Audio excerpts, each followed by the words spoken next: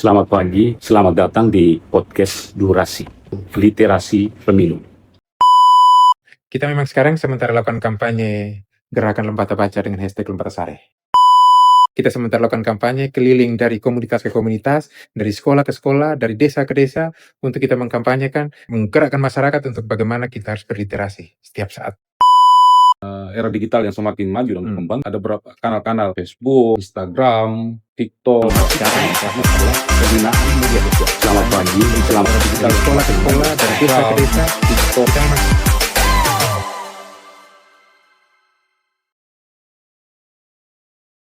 Selamat pagi, selamat datang di podcast Durasi. Durasi itu singkatan dari Koda untuk Demokrasi. Kesempatan ini kita akan berbincang-bincang, kita akan membahas sebuah tema yang cukup menarik, yaitu literasi pemilu. Mengapa menarik? Karena di situ ada kata literasi dan ada kata pemilu.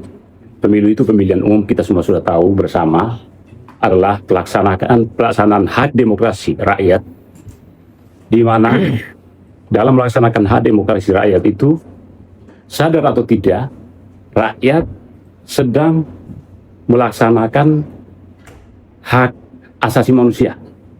Mengapa saya katakan begitu? Karena pada hari puncak pemilu, yaitu hari pemungutan suara, rakyat menentukan pilihan, menyatakan pendapat, pikiran, perasaan, dan kehendak. Dan pernyataan pendapat, pikiran, dan perasaan atau kehendak itu adalah hak asasi manusia. Kita kembali ke topik, yaitu literasi pemilu. Di depan kita sudah hadir kedua narasumber. Di sebelah kanan saya ada Bapak Anselmus Asanola, Bapak Kepala Kearsipan dan Perpustakaan Daerah. Selamat pagi, Bapak Ansel. Apa kabar? alhamdulillah baik. Di sebelah kiri ada Bapak Hermanus Harontadon, Sarjana Hukum, Ketua KPU Kabupaten Lembata. Selamat pagi, Pak Hermanus. Apa kabar? Baik, Pak Sek. Baik. Kita berbincang-bincang dengan beliau berdua, akan memberikan kita masukan tentunya tentang topik kita, yaitu literasi pemilu. Sebelum masuk kepada pemahaman atau pendalaman tentang literasi pemilu, kita perlu mendapat penjelasan secara umum dari masing-masing pemilu, tentu nanti oleh Pak Hermanus. Kemudian literasi, ya selama ini Bapak Kepala Dinas Kearsipan dan Perpustakaan Daerah hari-hari bergelut dengan kegiatan literasi. Karena itu kesempatan pertama kami berikan kepada Bapak Anselmus untuk bisa menjelaskan sedikit apa makna literasi itu sebenarnya, kemudian juga bagaimana literasi itu berkaitan dengan kepemiluan. Silakan, Pak. Terima kasih, Pak Ketua. Berbicara tentang literasi itu sekarang, untuk saat sekarang itu banyak pihak yang menganggap bahwa itu sesuatu hal yang tidak penting dalam kehidupan, karena mereka masih berpikir literasi itu soal membaca dan menulis, sehingga kita karena terjebak pada kondisi itu mengakibatkan dampak kelanjutannya itu daya saing masyarakat Lembata itu sangat rendah. Jika mereka harus bersaing dengan orang-orang dari luar yang punya kemampuan literasi sudah bagus, kita kalah bersaing di sana. Karena kemampuan untuk memahami sebuah konteks, terus kemampuan untuk menganalisa sebuah persoalan, mengkritisi sebuah persoalan, itu masih sangat lemah di tingkat Kabupaten Lembata. Hal itulah yang mengakibatkan kalau boleh dikatakan masyarakat kita kalau ketika masuk ke dunia nyata lebih besar lagi dalam lapangan kerja misalnya, kemampuan bersaing di situ kita sangat lemah. Kita kalah bersaing dengan orang dari luar. Maka literasi itu sesungguhnya bukan persoalan baca dan menulis, tapi bagaimana proses mulai dari membaca, setelah membaca menulis, habis menulis ada tingkat berikutnya itu bagaimana memahami sebuah konteks. Setelah memahami konteksnya, kita kemampuan kita untuk bagaimana kita menganalisa sebuah dinamika dan Dan setelah itu kita juga diajak untuk bagaimana kita mempraktekkan sesuatu yang kita baca, kita tulis, kita memahami dan kita kritisasi, sehingga hasil akhirnya itu bisa menghasilkan sesuatu yang nyata bagi kehidupan. Sebenarnya itu literasi sebenarnya itu ya.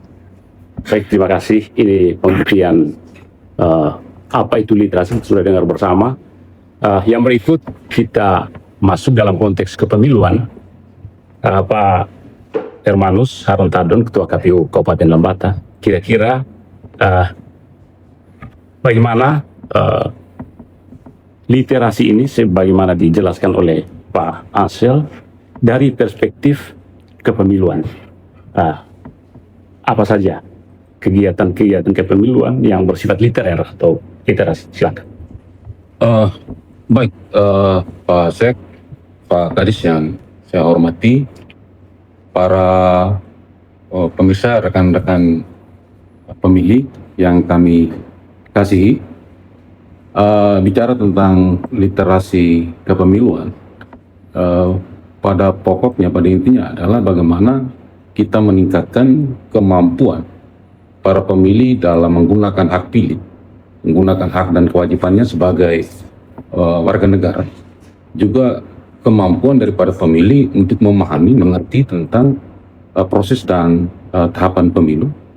Di samping itu juga bahwa literasi pemilu itu untuk kita bagaimana mencegah terjadinya informasi-informasi yang hoax ataupun disinformasi terlebih pada yang terjadi di media-media sosial yang saat ini berseliweran begitu banyak informasi. Juga kita mendorong untuk demokrasi kita di Indonesia, khususnya di Kabupaten Lembata, semakin sehat menuju ke demokrasi yang lebih substantif, di mana para pemilih yang pada saat menentukan pilihan bisa memilih pemimpinnya, calon-calon pemimpinnya yang mempunyai kredibilitas, yang mempunyai kecerdasan, dan mempunyai kemampuan-kemampuan yang kompeten untuk bisa mengelola pemerintahan atau mengelola daerah ini menuju kepada suatu tujuan utama daripada kehidupan berbangsa dan bernegara, adalah menuju masyarakat yang adil, makmur, dan sejahtera. Baik, terima kasih Pak Hermanus. Kira-kira bisa disebutkan kegiatan-kegiatan apa saja yang masuk dalam kegiatan literasi kepemiluan, dalam tahapan kepemiluan? Ya, baik.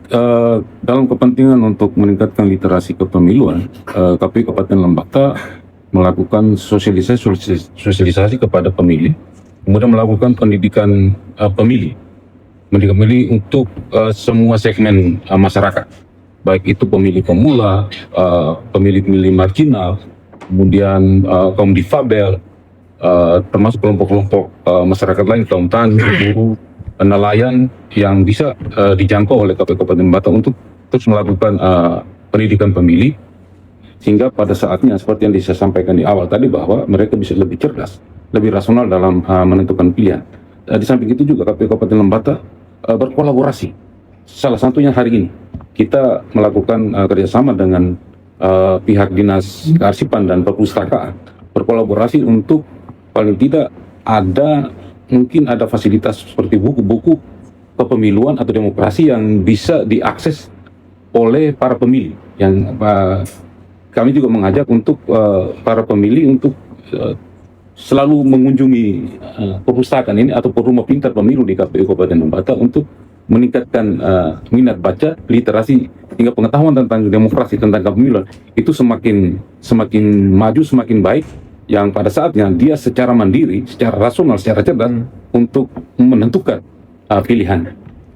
Baik, terima kasih. Jadi harapan dari KPU untuk bagaimana supaya masyarakat mungkin bisa mengunjungi perpustakaan yang disiapkan oleh Dinas Kearsipan dan Perpustakaan Daerah. Ini kira-kira mungkin bisa dijelaskan oleh Pak Ansel tentang apa peran dari kearsipan dan perpustakaan daerah ini berkaitan dengan literasi pemilu, kegiatan-kegiatan KPU tadi, kegiatan kepemiluan tadi yang diharapkan supaya bisa memberikan pendidikan pemilih kepada para pemilih, yang nanti bisa menghasilkan pemilih yang cerdas, bisa menghasilkan kecakapan, sehingga pemilu nantinya bisa semakin beradab. Mungkin bagaimana perannya? Terima kasih. Saya kira dalam jangka panjang perpustakaan harus menjadi rumah demokrasi untuk masyarakat Lembata sebenarnya. Dan di sini sebenarnya gudang tentang ilmu-ilmu tentang politik, ilmu-ilmu tentang demokrasi itu ada di sini.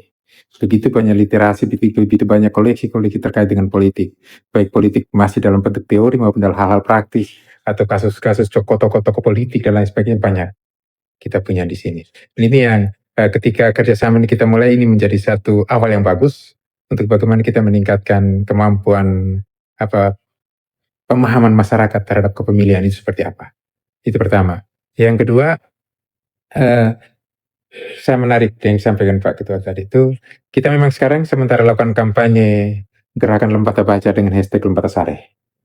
Lembata Sare itu maksudnya suatu saat cita-cita kita di ujung nanti itu Lembata harus menjadi Lembata yang sejahtera, begitu, Sare sejahtera. Dan saya kira proses demokrasi itu bagian dari proses menuju pada kesejahteraan itu. Sehingga kita sementara lakukan kampanye keliling dari komunitas ke komunitas, dari sekolah ke sekolah, dari desa ke desa, untuk kita mengkampanyekan bagaimana menggerakkan masyarakat untuk bagaimana kita harus berliterasi setiap saat. Dengan demikian, maka ketika kita sandingkan dengan proses kepemiluan, ini sangat strategis sebenarnya. Kita bisa berkolaborasi di sini. PKS pintu besar buat kita untuk bagaimana kita merancang bangun kerjasama kita untuk perjalanan dari waktu ke waktu. Kita bisa sasaran kita di samping meminta mereka datang ke sini, tapi kita lebih mendekatkan khusus untuk para masyarakat yang para pemilih, baik pemilih pemula maupun pemilih yang bukan pemula lagi. Karena kami punya di sini satu, kita mendekatkan perpustakaan ini ke para pemustaka. Para pemustaka itu adalah para pemilih itu sendiri. Jadi kita mulai mendekatkan bawa buku-buku ke sekolah, buku-buku ke desa untuk mereka bisa akses. Karena salah satu kendala masyarakat Lembata masih lemah tingkat kegemaran bacanya, karena akses mereka ke perpustakaan sangat minim. Karena jaraknya begitu jauh, desa-desa yang begitu jauh tidak bisa, maka kita mendekatkan. Nah, sekarang kita kolaborasikan gerakan yang sementara kami jalan dengan teman-teman dari KPU untuk bagaimana kita sama-sama turun bersama-sama untuk melakukan literasi pemilu ini.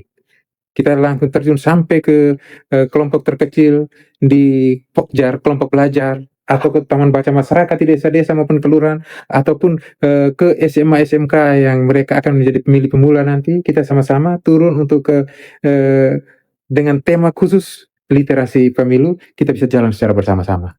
Karena di sana komunikasi kami sudah dengan 100 sekolah. 100 sekolah itu, tapi SMA SMK sekitar 40-an SMA SMK itu sudah mulai, kita mungkin sudah mulai, karena sekarang tahun berapa ini, berarti sekitar 4 tahun lagi kita mulai lagi, berarti SMP kelas 3 pun kita harus sudah mulai dengan mereka, untuk menyadarkan mereka, jangan kita tunggu mau jalan baru kita jalan. Kita dengan SMP juga sudah mulai jalan semua, mudah-mudahan ini kerjasama yang bagus. Saya yakin bagus ini, tinggal kita temanya apa yang kita turun nanti.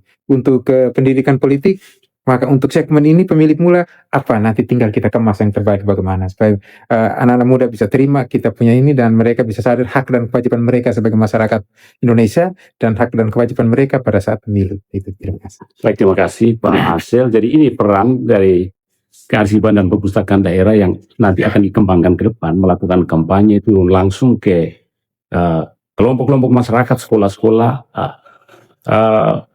Kira-kira Pak Hermanus, apa yang bisa dibayangkan ke depan kegiatan KPU berkaitan dengan kiat dari kearsipan dan perpustakaan daerah untuk turun langsung ke segmen masyarakat, lalu juga berkaitan dengan makna dari literasi tadi. Literasi tidak hanya membaca, tidak hanya menulis, tapi bagaimana membaca, mencermati, menulis, mengkritisi, kemudian mengelola informasi yang diterima itu untuk menjadi sesuatu yang kira-kira berguna untuk kecakapan hidup, kecakapan pemilih, dan nanti bermuara kepentingan dari KPU, yaitu bahwa pemilu itu lancar, sukses, kemudian membangun peradaban pemilu yang makin hari makin berkembang, makin bermartabat. Kira-kira bagaimana Pak Ketua melihat ini? Ya, baik.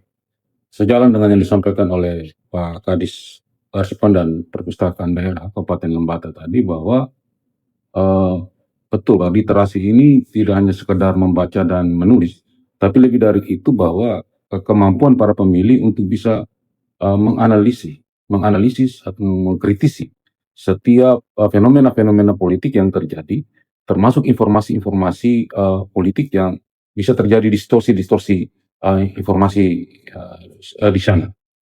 Dan untuk kepentingan ke depan dalam memperluas literasi kepemiluan di masyarakat kita, saya kira kolaborasi yang sudah kita lakukan bersama dengan pihak kearsipan dan perpustakaan dengan penandatanganan kerjasama yang sudah kita lakukan tadi, kita akan terus bersama-sama untuk turun ke segmen-segmen masyarakat untuk memberikan pendidikan pemilih, literasi kepemiluan, sehingga pemilih kita ini semakin cerdas, semakin rasional, semakin kritis untuk pada saatnya dia menggunakan hak pilihnya, menentukan pilihan-pilihan terhadap calon-calon pemimpinnya. Ada calon pemimpin yang mempunyai ide, mempunyai gagasan, mempunyai visi misi, program kerja, dan rekam jejak yang baik, yang pada saatnya mereka ketika menjadi pemimpin, mengelola daerah ini atau mengelola negara ini, bisa menjamin kesejahteraan, keadilan, keamanan bagi semua warga negara. Baik, terima kasih Pak Ketua. Jadi dalam melaksanakan kegiatan-kegiatan literasi kepemiluan, pasti kita punya kiat dan kita bayangkan akan berjalan mulus. Tetapi apakah bisa dibayangkan bahwa ada, atau mungkin pernah pengalaman bahwa ada juga masalah, kendala, tetapi itu menjadi bagian dari tantangan untuk harus kita hadapi. Itu kira-kira seperti apa? Ya, kendala kita sebenarnya sudah disampaikan oleh Pak Kadis tadi, bahwa soal minat baca masyarakat kita yang belum terlalu besar, belum terlalu proaktif untuk selalu membaca, tapi tidak sekedar hanya membaca, tapi juga mengkritisi tadi, menganalisis dan sebagainya. Itu boleh kita akui bahwa itu masih rendah. Dan ngomong tentang kepemiluan ini biasanya mendekat-dekat pemilu, baru orang itu lebih proaktif untuk mengikuti kegiatan-kegiatan sosialisasi. Tapi di masa tahapan non tahapan pemilu memang agak sedikit kesulitan untuk kita mengumpul orang untuk memberikan semacam pemahaman, pengetahuan tentang kepemiluan. Mungkin itu salah satu tantangan besar kita dalam menggiatkan literasi kepemiluan kita. Di samping itu juga ya kita juga akui bahwa kendala efisiensi anggaran itu juga bisa sedikit mempengaruhi untuk kita turun langsung kepada masyarakat untuk melakukan sosialisasi kepada para pemilih. Tapi tidak ada masalah juga sebenarnya, karena dengan era digital yang semakin maju dan berkembang, kita bisa melewati media-media sosial kita. Ada beberapa kanal-kanal media sosial kita bisa diakses oleh masyarakat, dan KPU Kabupaten Bata terus melakukan sosialisasi pendidikan pemilih melalui media-media sosial, baik itu Facebook, Instagram, TikTok, YouTube dan sebagainya. Itu kami selalu melakukan itu. Ya, media sosial atau media digital itu masuk juga dalam bagian dari literasi yang kita bisa manfaatkan media-media itu. Itu kira-kira masalahnya bagaimana, mungkin bisa dijelaskan lagi, karena sekarang justru yang masif di tengah masyarakat adalah penggunaan media sosial. Nah, di situ ada banyak berita-berita yang benar, yang baik, tapi juga banyak juga berita-berita hoax, berita-berita yang tidak baik, yang satu orang dia bisa mudah saja untuk menghujat satu sama lain. Itu kira-kira KPU melihatnya seperti apa tantangan yang kita hadapi? Baik, artinya kita berharap bahwa masyarakat pemilih kita ini dalam mengakses informasi harus difilter secara baik. Paling tidak dia juga harus bisa mengetahui bahwa informasi ini berasal dari sumber yang terpercaya, yang mana sumber ini menjadi sumber utama untuk memberikan informasi yang berbasis data dan sebagainya.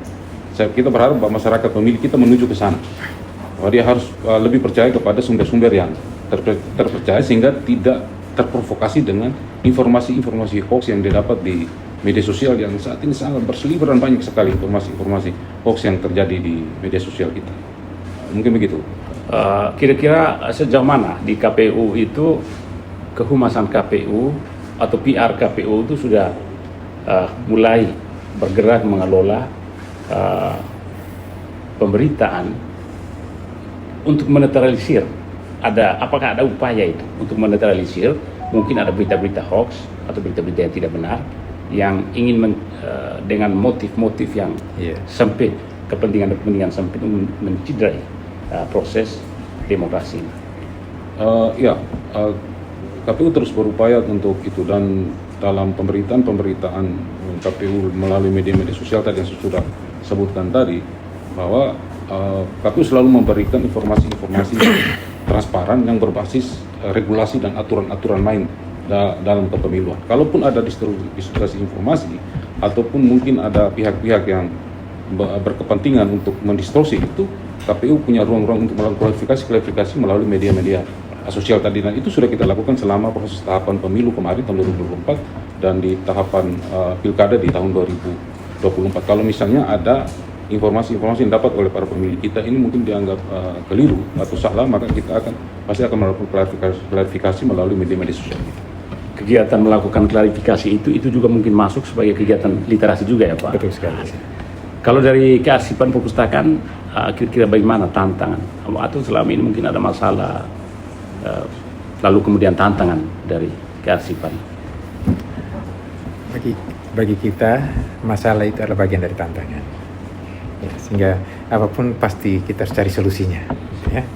Jadi yang pertama, tantangan tadi itu, khusus terkait dengan aksesibilitas terhadap koleksi dan lain sebagainya, itu makanya kami dengan cara bawa buku kasih ke mereka, tidak menunggu mereka datang ke sini, tapi kita yang mendekatkan buku-buku ke orang-orang Lembata di pelosok-pelosok sana sampai Toko Tani, kita mendekatkan ke sana.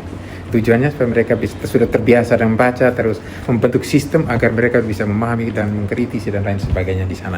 Nah, terkait saya tertarik dengan literasi digital maupun literasi media yang disampaikan tadi, memang ini menjadi penyakit besar kita sekarang di Lembata maupun di negeri ini. Masyarakat kita sekarang lebih percaya pada berita hoax daripada berita yang benar, karena memang literasi medianya belum berjalan di Lembata. Masyarakat seperti sampai Pak Ketua tadi benar, masyarakat belum bisa mampu membedakan mana berita yang benar dan mana yang berita bohong. Mereka yang penting datang, oh ini benar ini. Apalagi yang memakai itu akun palsu maupun akun anonim yang karena sudah terbiasa dipercaya, akhirnya itu dipercaya. Padahal persyaratan utama dan pertama bahwa sebuah berita itu hoax atau tidak tergantung dari sumber beritanya. Kalau sumber berita namanya saja sudah tidak benar, pakai akun palsu atau anonim, tapi masyarakat kita percaya persoalannya. Ini tantangan kita sebenarnya, termasuk dalam proses pemilu nanti. Tantangan kita, orang akan lebih percaya pada akun-akun palsu yang berseliwerangan di Facebook, di Instagram dan lain sebagainya. Mereka akan tidak tertarik dengan berita-berita yang kira kita rilis dengan memakai data-data matematis yang akan menjadi menarik, tidak menarik. Nah, ini yang menjadi tantangan buat kami yang selama ini. Sementara kampanye, sementara kirim flyer ke sana kemari untuk mengatakan ini loh, ini berita yang benar, ini berita bohong, hoax dan lain sebagainya. Dan ini bagian dan nanti kita kerjasamakan untuk bagaimana cara kita melakukan kampanye. Sekarang kita sementara kampanye nih, besar-besaran sekarang ini. Kampanye setiap saat, sebentar sore kita dengan ibu-ibu dan wanita.